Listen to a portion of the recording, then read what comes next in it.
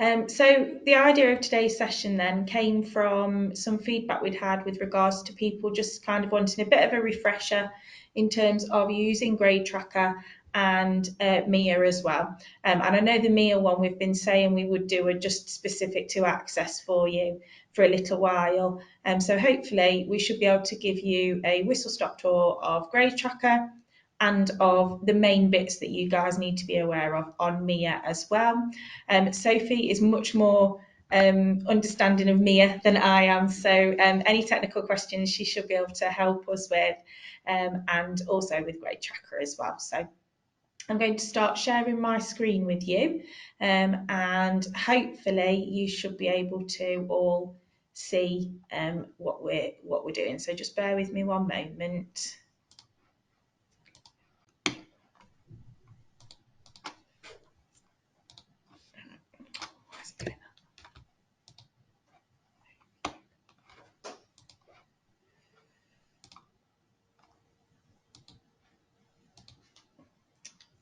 Fantastic. So I'm just going to flick to the Gradetraka screen. So hopefully now, unfortunately, we can't see you anymore. So please just shout up if you can't see anything, but hopefully you can see the Gradetraka login screen. So this is what it should look like when you log into Gradetraka. So if you just type in gradetraka.net, it will come up. Or alternatively, if you just type in Gradetraka into a search engine, it does come up as the first option. And then you will need to pop your username, your password in, and then make sure you tick the I agree to the terms and conditions bit. It won't let you log in without that. So when you log in, this is what your screen should look like for Gradetraka. Mine looks slightly different just because of some of the things that we're allowed to do our end. So you wouldn't have this yellow button and you wouldn't have the blue bar at the bottom. But everything else should look exactly the same. So when you look at your Gradetraka, you should only be able to see the runs that are listed to your centre. So you can see I have lots. I've got lots for every centre that we have here at AIM. But for the purposes of today, I'm just going to show you an example one that we've got on here. So when it comes to exporting your RAC, so if, say, for example, you wanted to look at the grades overall for the students, or it's awards board time and we've told you you need to export your RACs, you would select the one that you want to export and you press go. And then as you can see, it downloads as an Excel document. And then on here, open this one up, and this is what you're used to traditionally. And when we come to awards board, this is what we review. We just use the Excel document, we go through it, and then we process them our end on the portal. So that's how you would get hold. And you can download these as many times as you want throughout the year. It doesn't impact anything. So if you were having meetings, you just wanted to review the cohort as a whole, their progress, you can do. Just make sure when you download those the spreadsheets to start with, you press enable editing, because sometimes when up to that point it doesn't show the credits, and then when you put enable editing in, it will allow you to do it. The only thing is that you must remember you can't actually edit them, so you can't actually change them, but it is quite nice to have them as a reference point to see how the students are progressing and how many credits they are getting.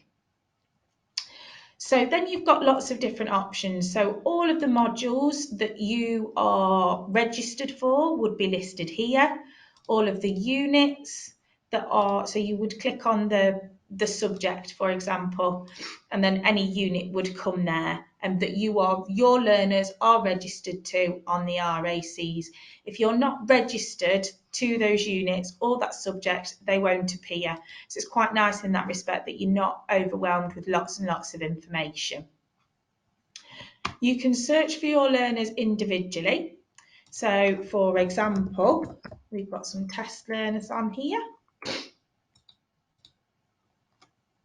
So your learners would come up here, so you can search. Usually their surname is the best idea, and then the learners would come up here, and you can see that they have an ID number, and then they have the run ID. If you, for any reason, need to speak to us about your students, the run ID is always the one that's the easiest for us to find them from. So it's maybe worth noting somewhere their run ID.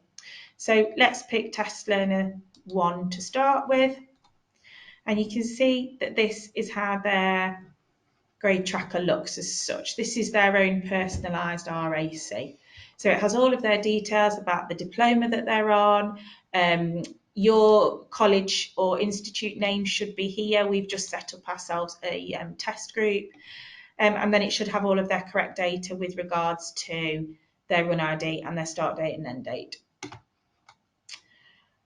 Over here, we'll show their total number of credits. So as they move through the programme, this number of credits will change, and also so will the UCAS points. One really important point to note with this, though, is that remember that the UCAS points are only valid and accrued once they have completed a full diploma. So, for example, if a student is just looking for a certain amount of UCAS points, and they get to a certain point in the year and they go, I've got them, I've got my 90 points or whatever, that doesn't count. They only get the UCAS points if they achieve the full diploma. And it does change slightly once they get the full diploma. So it's worth noting that one is for your students, that they are aware of that one. You do have a facility within Gradetraka that you can email these to your students. So if you click on the email and you enter an email and press send, you can send these to your students and they can see how they're doing. So you could perhaps use them for one-to-one basis, or a lot of centres do this at the end of the year. So post-awards board, when they know everything's been signed off, they will have a session where they send these to the students, and the students can then forward them on to their universities to show what they've achieved, the grades and their UCAS, because it does show obviously the total credits and the UCAS points. So then we have all of the units that the student is registered against should be listed here. And then as you move through and you add in the grades, you will get the grade add. The overall grade will show here, and the date that it was awarded will go through here. So let's just go through an example of adding in some grades. So let's go for Fundamentals of Chemistry. And it will come up with the whole cohort. So when you click on the unit, it will come up with the whole cohort of all the learners that are doing that unit, which is quite nice because it makes it a little bit easier in terms of adding them in. So I can do my cohort all in one go. So we'll edit Test Learner 1's grade. And you can see it's come in here. Now it has changed slightly since previously. So beforehand you would have just put in the overall grade, but now we expect to see all grade descriptors that have been awarded. So you would put in the overall grade for the unit. So for this one we're going to say that they got a merit. So they can put merit in. And so we need to then decide how they've done it. So for example, if they have done 2 assignments where we've got 1, 5 and 7 on the first, we would put merit, merit, merit. And then for example, on the next one, we've perhaps got 1, 4, oh dear, we don't want that one, 4 and 7. So you would do that, and you would do it for however many assessments there are, and you would make sure that they're. So make sure the key thing is when you've done this, you've got your overall grade in there, and you have got a 7 for every single assignment that's there. 7 should always be there, no matter how many assignments there are. Then you would press Save Grades, and you can see that it's come in and it's showing that on the 10th of March, a merit was inputted and it was by myself. Now, once that grade has been inputted, it cannot be changed. So once you've done that, it's got to stay in there. If grades have been done incorrectly, let myself or Sophie know and we can get them changed for you. It's not a problem. We would probably just double check and ask why, and just to make sure that we just have to have an audit trail and make sure that there hasn't been any grade polishing or anything going on. So that's a whistle-stop tour of how to input those. And then if we go back, so So if we go back to the beginning now, I think it will let me, yes it will. So if I go back to the beginning now and I search for test again, and I have a look, you can see it's showing in there. They've got 6 credits and they've got 13 UCAS points. And like I said, it will add up as the year goes along and as the more grades are added in. However, they don't actually earn those points and they don't count for anything until they've actually been awarded the full diploma. So now if we go back to the beginning again, and if I export my RAC again, I'll be able to show you. And we open the file. I'm hoping you can still see this. You can see now that Test Learner 1 has got 6 credits and it's showing in the RAC. So you can see how it's all linked together and it all works quite nicely. And then what you would do once you've done this is you would download, once you've downloaded your RACs, you would go onto the portal and you would upload them. So has anyone got any questions at this point with regards to Gradetraka? I'm hoping, I'm going to stop sharing the screen just for a second so we can come back to you all and just double check if anyone's got any questions or if that has helped with regards to Gradetraka.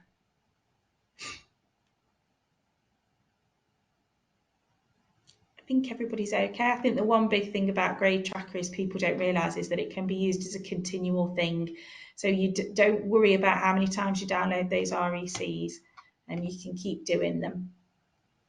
So what we'll do then is we will move on to MIA. So I shall share my screen again and we will go on to MIA. Sorry, Sally, I had my hand up. So here we go. So the only thing to note with this is that I'm working within a test site here. So the address here that I'm using for, look at me looking for my Spider-Man costumes for my son, is a test site, whereas you guys are obviously working on live. So when you log into MIA, this is what you should see. So you should have your inbox over here, and then you have a big long list of all the different forms that you can start. And every single form, if you go onto it, has a little bit of guidance as to when you would use it. And there are certain ones on here that for access are of interest for you guys. So if your students have completed their assignments and they've failed to meet the learning outcomes on 2 attempts, but you feel the students would like to submit for a referral, so a 3rd attempt, you would complete the Access to HE referral record. Those are completed on here and then they come through to us and we will complete them and get back to you. So one thing's really important to remember is to keep checking back and to see if you've got a response on the referral form. So that's that one. One thing to note as well is just to remember that if they do have a referral, that it will be captured to pass. The next one that is important to you guys is the action response form. And this is used when you have an action, when you're given an action off of the back of any forms that you're given. So it might be from moderation, it could potentially be from ED, anything like that. And you would complete this form to show us how you have responded to the action so that we can get it signed off and closed off for you. I'm going down the list now to see what we've got. Where have we got? It keeps doing it. Where we've got qualification approval application. So for example, if you wanted to apply for another diploma, you would use that one and you submit it with all of the evidence and then we approve those for you.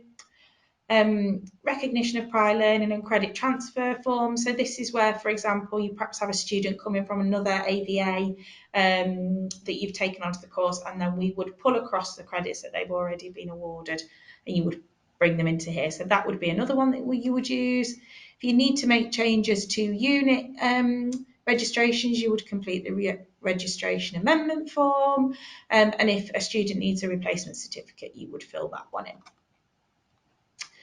When you come onto here, you will see that you've got your inbox and you've got actions, and they will show differently. So as we're now in the throes of interim moderation, you will be able to see that as your reports are approved, the actions will go straight into there, and then in your inbox will show the reports.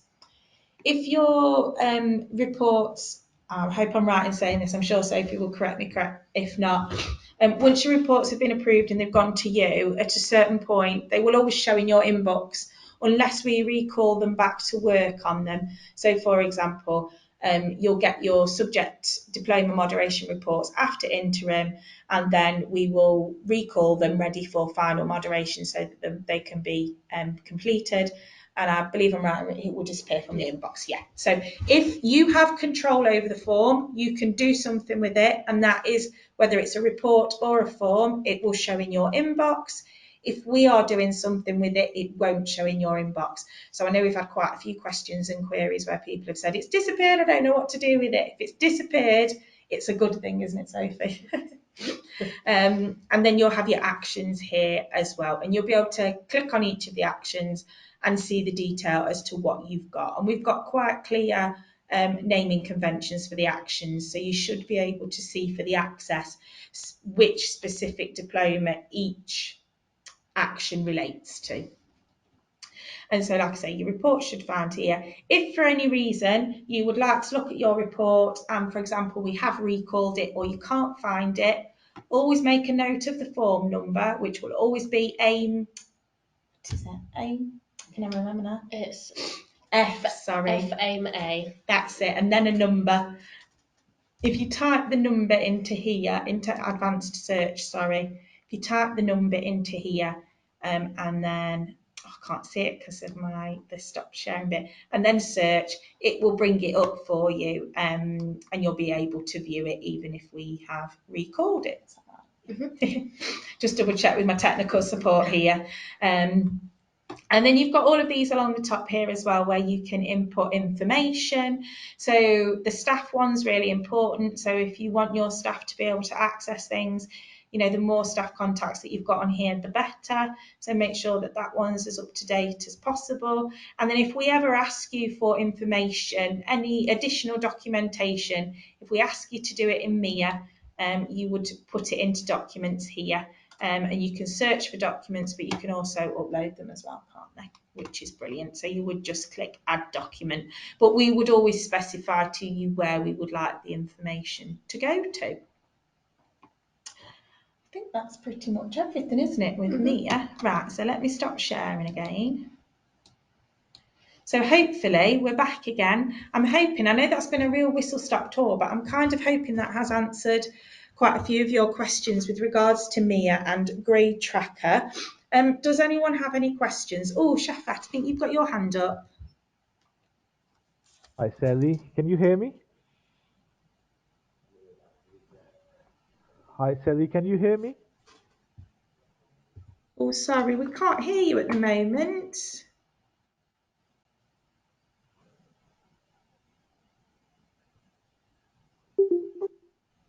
Hi, Sally. Can you hear me? I can now, yes. Oh, I'm not sure if my headphones are working properly. Okay. Just please, going back to the grade tracker, at this stage for the mid-year moderation, which elements do I need to update? So Is we it the would grades expect, from the units? yes, so we would expect to see all the grades for all units completed so far on Gradetraka at the interim moderation.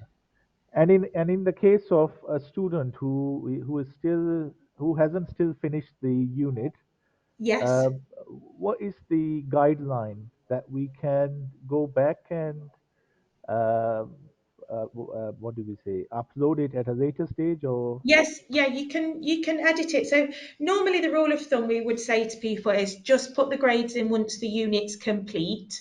But if you want to do it as a rolling process, you can do. So you can go back in and add in those assessment grades. What you can't do is change the overall grade. So the assessment grades you can add to as much as you want, but once the overall grade's gone in, that can't be changed. So it's perfectly acceptable for you to wait until the unit's completed and then put the grade in. So at this stage, I don't have to submit the EVAC. No, not at this point. All you need to do is just make sure that Grade Tracker is as up to date as it possibly can. And then when it's the summer, when it's the awards board and the students have all completed, that's when you will do the downloading of the RAC. And the any additional learners that appear on the system who have left us, should I Yes, email that to Sophie or should I? Is that yes. how it works? Eh? As part of the interim moderation, when we give you the feedback, I will ask you for details of all withdrawn students. And Sure. then what we'll do is you'll give me the information then, and then we'll get them withdrawn off the system. Thank you very much. Thank you. All right, no problem at all. I hope it's been of help, the session for you. It was indeed. Oh, fantastic. That's wonderful. Oh, Janet, I can see you've got your hand up. Hi. We're running a January cohort Yes. this year for the first time. Now I've got the date of the UCAS deadline. What award board would they need to come to you? Because obviously we're not going to be ready for the June one. Right. So are they running January to January, Janet? It will be January to October. Right, okay. So what we'll do is when they finish in October, if you contact us, we'll get an awards board arranged for you, and Right. we can just do it on an individualised basis. That's So not a there's no problem. So set board no, no, no, like no, the no, summer. not at all. No, the only ones Oh, that we set deadlines for are the summer because obviously we have a big amount that come yes. through in the summer, and we just have to make sure we meet the UCAS upload. But for you guys, those students, it doesn't matter. That's So we can just arrange it on a one-to-one basis. okay. That's brilliant. Thank you. No problem at all. Your learners will appear shortly as well, Janet. As soon as they're registered and things, we'll make sure that they get popped onto Grade Track for you. Right, I think Dawn said they were registered at the beginning on Monday, so they should be filtering through. Right, fantastic. Oh, we can have a look for that and make sure they're on there. Brilliant, thanks. All right. I don't know if anyone else got any Sorry, questions. one more thing about the uploading the samples. I believe I'm expecting a login or the space where we normally upload the samples. Oh, for the Teams site, sorry. Ye- Yes. Yeah, no problem. I can get you added to your Teams, Shafat. Thank you. Is it just yourself that wants adding, or is there anybody else? For my center, it's me because Yep, our no problem. moderation is on the I guess 22nd of March. Yep, that's fine. No problem. I can do that as soon as we've finished here.